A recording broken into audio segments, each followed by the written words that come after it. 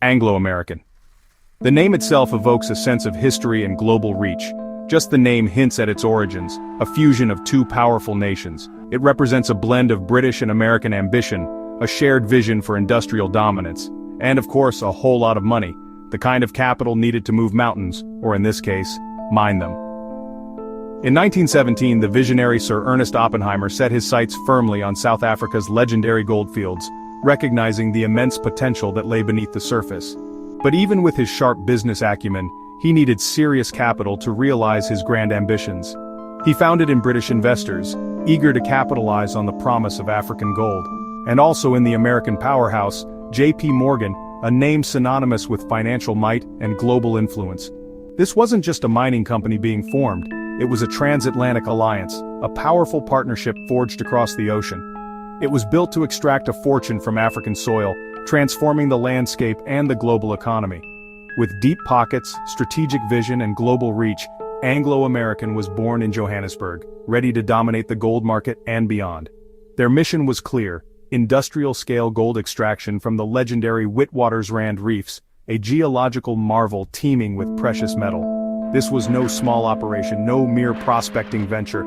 It was a corporate empire in the making, meticulously designed for total control over the entire mining process.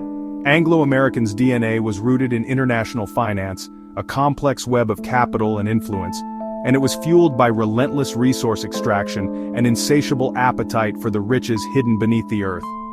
They controlled every step of the process, leaving nothing to chance. From digging ore deep within the mines to selling refined gold on the world market, their reach was absolute. The company's unique blend of British imperialism, with its established networks and American capital, with its raw power, set it on a path to global power, a trajectory that would reshape industries and economies. The foundations were laid with precision, the money secured through shrewd deals, and the ground beneath their feet was rich with promise, a seemingly endless supply of gold. Anglo-American wasn't just another mining company entering the fray, it was a symbol of global capital converging on South Africa, drawn by the allure of its immense natural wealth and resources. But this success, this relentless pursuit of wealth, came at a steep human cost, a price often overlooked in the grand narrative. The stage was set for a titan, a colossus that would not only dominate the mining industry, but also shape a nation's destiny, for better or worse. And the world, both near and far, would soon feel its profound and lasting impact. With its burgeoning war chest, Anglo-American didn't just enter South African mining as another player, it took over, plain and simple. It wasn't about competition, it was about complete dominance. The company systematically snapped up smaller mines, consolidating its power base, then set its sights on the glittering prize, diamonds. Through shrewd acquisitions and strategic maneuvering, it eventually controlled De Beers. Effectively monopolizing the world's diamond supply, they became the gatekeepers of this precious resource. Gold, diamonds, platinum, coal, copper. If it was valuable and underground, Anglo-American wanted it, and usually got it. Their reach was all-encompassing. This relentless expansion made it South Africa's largest private employer and a dominant landowner, controlling vast swaths of the country. That's not just economic power, it's a foundation for something much greater. It's political leverage, plain and simple. The company's influence reached deep into the halls of government, shaping policies and regulations to protect its interests and ensure its continued growth. Anglo-American became a central pillar of the South African economy, its fortunes inextricably tied to the nation's overall economic health and stability. Any threat to its profits was strategically framed as a direct threat to South Africa's economic well-being itself. This gave the company immense sway and influence over crucial legislation concerning labor laws, land rights, and resource management. By the mid-20th century, Anglo-American was far more than just a mining giant. It was an institution in its own right, a bedrock of the South African system, deeply embedded in the very fabric of the country's political and economic landscape. Its already close partnership with the state would only deepen and become more entrenched with the rise of apartheid. The golden rule, as they say, was abundantly clear: he who controls the gold ultimately makes the rules that govern society. And Anglo-American, without a doubt, had plenty of both to wield its power. When apartheid became law in 1948, a system of racial segregation and discrimination was formally established in South Africa. This marked a dark chapter in the nation's history, with far-reaching consequences for its people. The mining industry's exploitative system, which heavily relied on the labor of black Africans, was already deeply entrenched.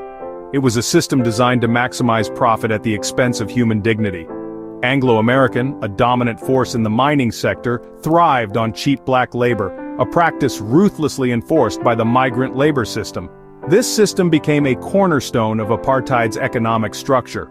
Black workers were systematically forced to leave their families behind in rural areas, and were compelled to live in overcrowded prison-like hostels located near the mines. These conditions fostered a sense of isolation and despair. This system deliberately dehumanized workers, stripping them of their basic rights and dignity. It was designed to keep them isolated from their communities and compliant to the demands of the mining companies. The company justified its actions by paying poverty wages, shamelessly justifying it with racist arguments that perpetuated the myth of racial inferiority. Meanwhile, white employees enjoyed privilege and protection, benefiting directly from the exploitation of black labor. By classifying black workers as temporary migrants, the system ensured they had limited rights. Anglo-Americans strategically avoided supporting workers' families, providing no housing, no schools, and no health care for the workers or their dependents. The wealth generated by the mines flowed steadily upward, enriching a select few, while those who toiled in the dangerous mines remained trapped in a cycle of poverty. Anglo-American didn't just passively benefit from apartheid, it actively reinforced it through its policies and practices, enforcing segregation, supporting the discriminatory pass laws, and upholding the entire oppressive system. The company was a crucial engine driving the apartheid economy, providing the regime with vital foreign currency and bolstering its economic stability on the global stage. Profit always came first, with little to no regard for the devastating human cost inflicted upon black South Africans. In a system built on exploitation, resistance was inevitable, and Anglo-American was ready to crush it. The company worked hand in glove with the apartheid state to suppress labor activism and unionization. The 1946 African mine workers' strike saw over 70,000 black miners demand better wages, only to be met with violence and repression. Anglo-Americans' private security and the police broke strikes, fired troublemakers, and kept unions out. Independent black trade unions were blocked, replaced by management-controlled committees with no real power. Wages and conditions were set unilaterally, maximizing profits. The iron fist of suppression kept the workforce compliant and the mining empire running. Dissent was not tolerated, profit depended on it. The true cost of Anglo-American's empire was paid in the health of its workers and the land itself. Miners toiled in dangerous, dusty tunnels, leading to epidemics of silicosis and tuberculosis. Many returned home sick, spreading disease to their families, with little compensation. Massive lawsuits now seek justice for generations of suffering. The environmental toll is staggering: toxic mine waste, polluted water, and poisoned communities. Tailings dumps filled with arsenic and uranium contaminate air and water, especially in poor townships. Meanwhile, Anglo-American has been accused of shifting profits offshore to avoid taxes, depriving countries of revenue needed to fix these problems. The company extracted maximum value, leaving devastation behind.